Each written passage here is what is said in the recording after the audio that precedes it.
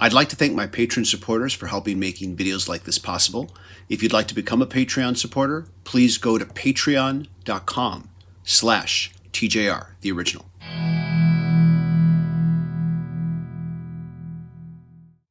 Hey everybody, this is TJR.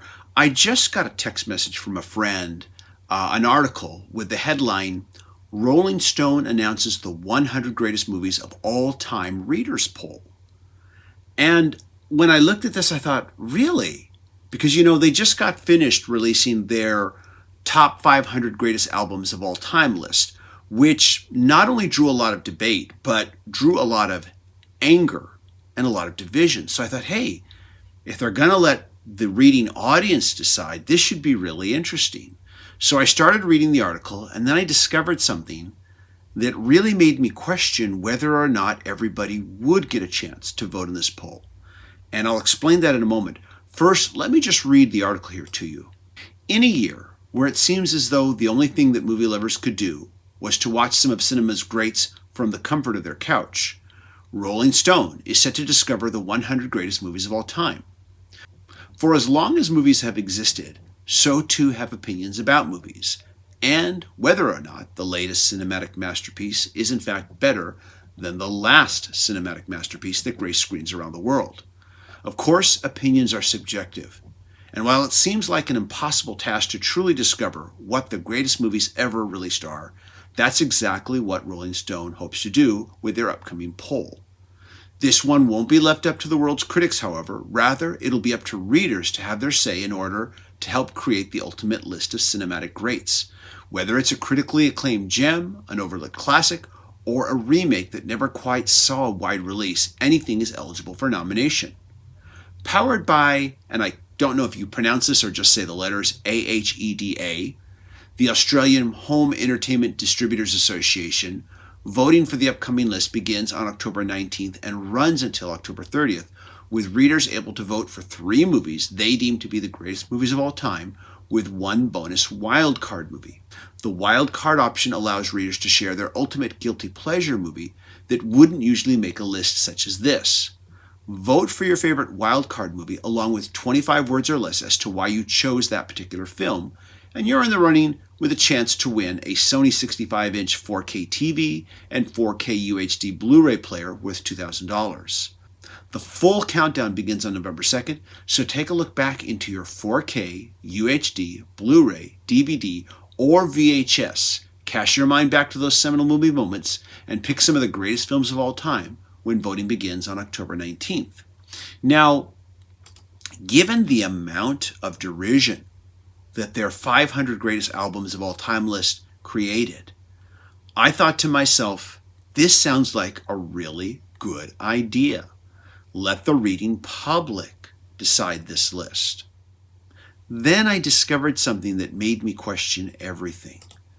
The article was published by Rolling Stone AU, or Rolling Stone Australia. And I thought to myself, well, does that mean anybody worldwide can vote in this, or will this be limited just to Australian residents? Now, you may say to me, well, this is the internet. Of course anybody can vote in it. But then I looked around the internet and found this story is only being published in Rolling Stone Australia. I didn't find this story anywhere in the rollingstone.com website. So I wrote Rolling Stone today and just asked them, what exactly is happening here? Will anybody in the world be able to vote in this readers poll? Because I think it's a really good idea. In fact, if they are going to let anybody in the world vote, I would really encourage Rolling Stone to also do a top 100 readers poll for albums as well, not to replace the list that they just published, but in addition to. Before discovering that this was only published in Rolling Stone AU, I got really excited thinking about what 3 movies I might choose and what wildcard movie I might pick.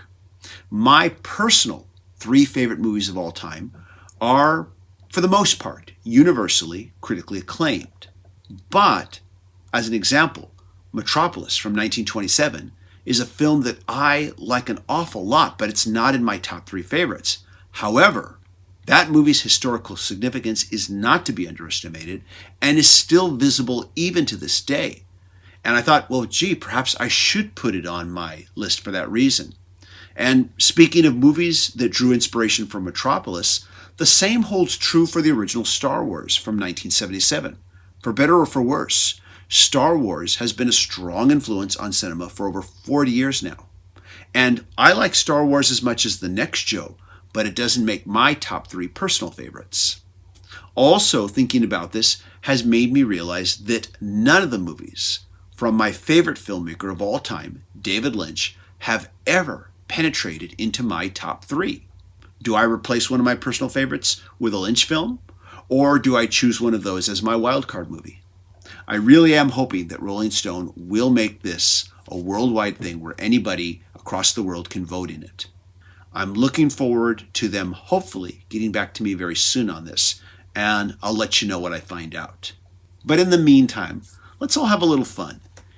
If you were to vote in this, what would be your top 3 movies you'd pick, and what would be your wildcard movie? I'm curious to know, and depending on the responses we get, I might do a follow-up video where I read off some of your picks and let you know what mine would be. In the meantime, everybody, thank you so much for watching. If you like what I do, be sure to click like, click subscribe, and smash that bell notification icon. If you'd like to give that extra level of support, please go to the Patreon page. Anything you want to pledge would be a great help. I want to thank everybody so much for watching, and I hope you all stay safe and healthy. Take care. Bye-bye.